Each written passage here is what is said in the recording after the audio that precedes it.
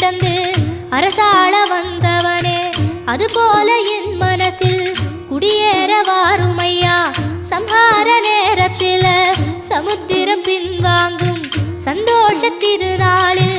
நல்லருளை தாரும் ஐயா முருகன் என்று முழங்குது என் மனசு